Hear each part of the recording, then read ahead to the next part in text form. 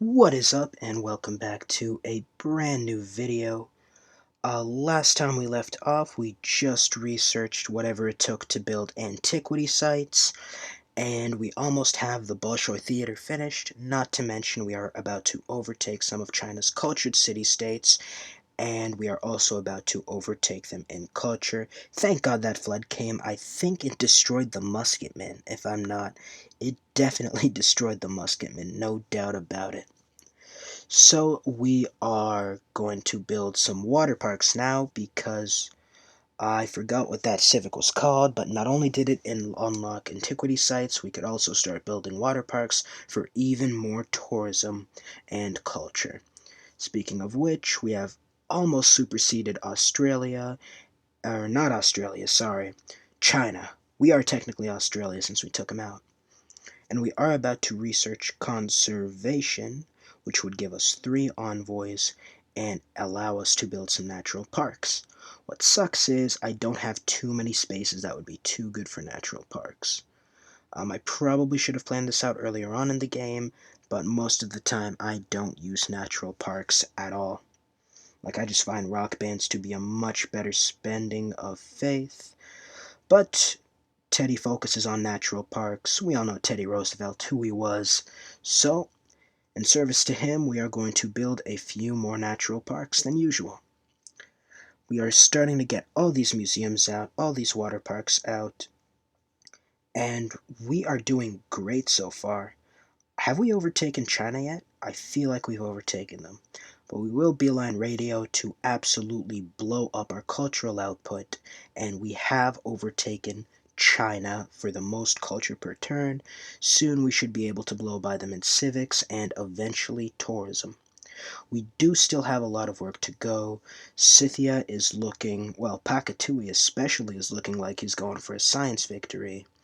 And we also always have to watch out for those sneaky religious victories. Okay, get this great scientist, get 2 civic eurekas, sorry, technological eurekas, and we are just finishing off everything with our builders.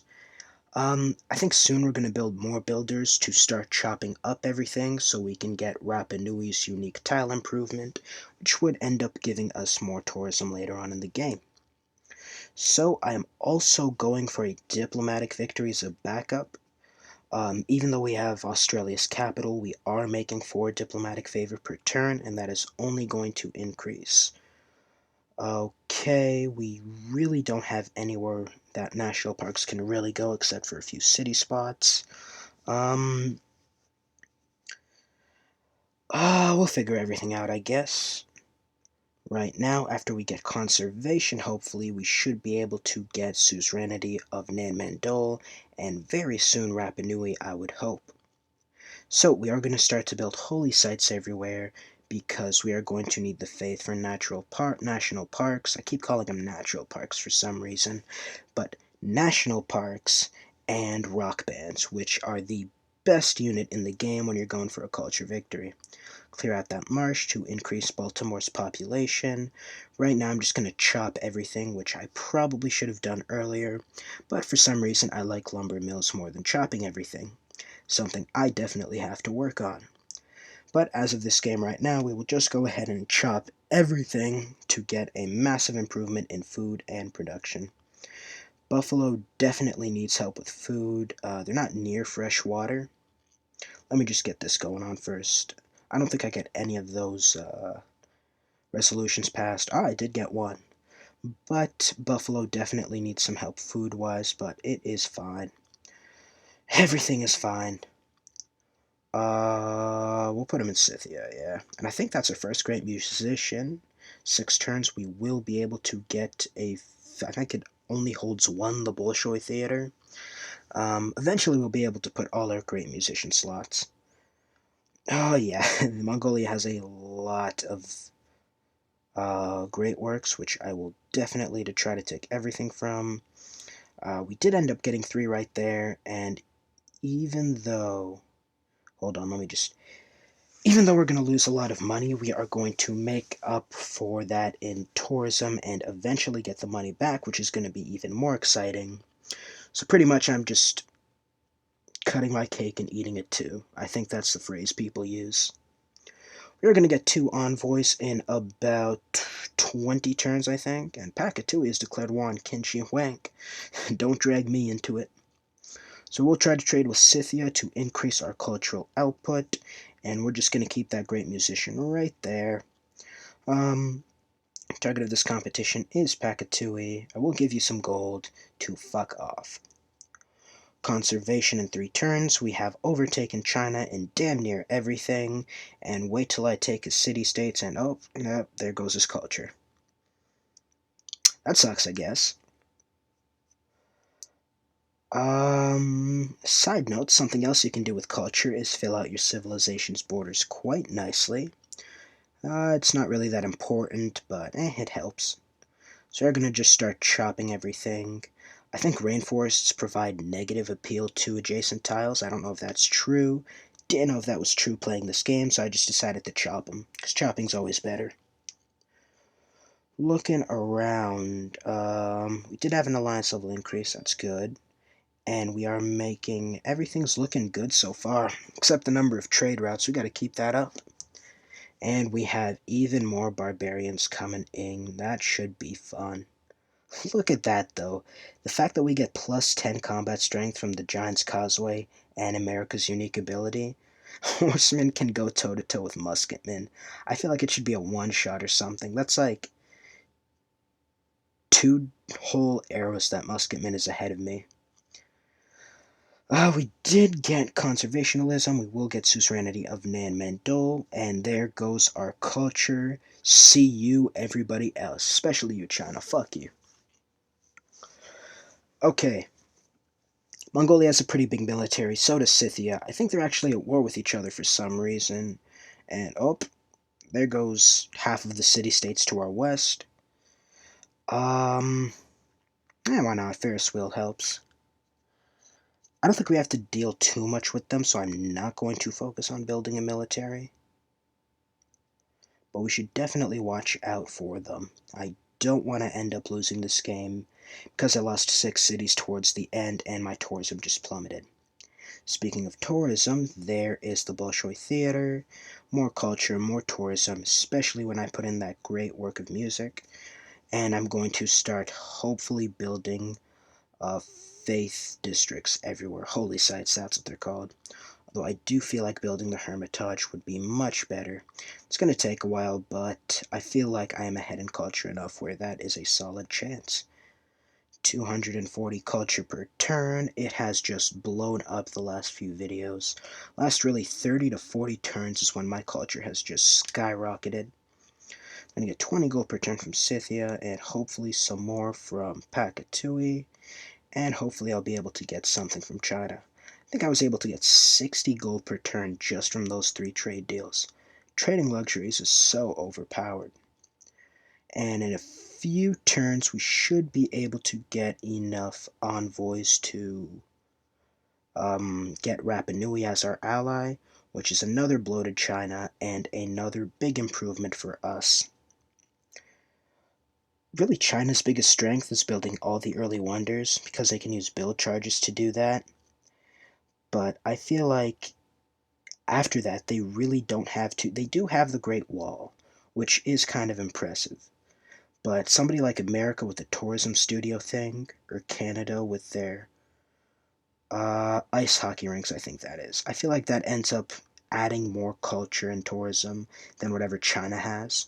So they are one of the best culture civs. They aren't on the level of, say, America, for example, culture-wise. I am forgetting the Congo. Congo's a really good culture civ as well.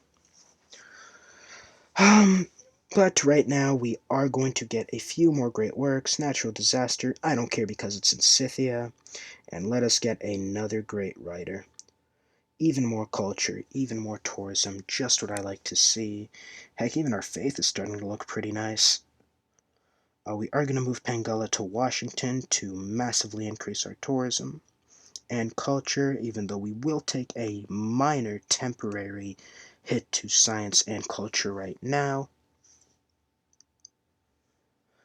Cities are starting to go pretty decently now, aside from a few outliers. Even Chicago's starting to grow.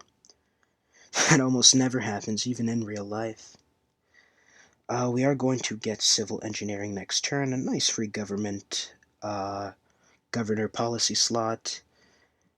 Um,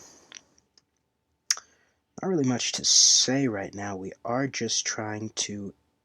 There we go. Skyscrapers will help us wonder-wise.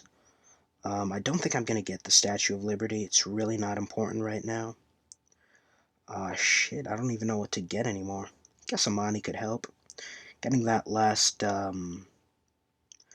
promotion for Amani will allow us to double envoys in any city-state she is in, which is wow. Speaking of wow, our culture output and tourism is starting to look pretty good right now, and we will get an artifact. We're going to begin getting artifacts, and let us get even more stuff from Mongolia. There we go, 50 diplomatic favor for a great work of art. That's something I feel people underestimate with Teddy.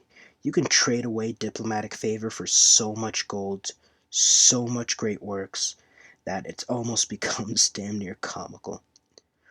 Look at that, 50 diplomatic favor. That is like, hold on. I think that's that is about 10 turns worth of diplomatic favor for a great work of writing. I will take that any day of the week.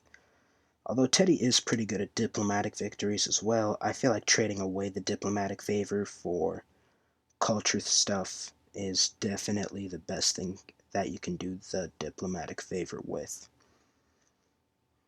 Wow, I really can't speak English, can I? Anyway, they're actually making 115 tourism per turn, which kind of sucks. But considering we are ahead of them in culture, we should be able to. Oh, no. We're making 117. Never mind. We're still ahead. Okay, repair the watermill, get the shrine, even more faith. I'm gonna delete the horseman because you can't do anything with him. He's already explored everything. And we're gonna get a barbarian scroll thingy. It's even more culture and tourism. Thank you.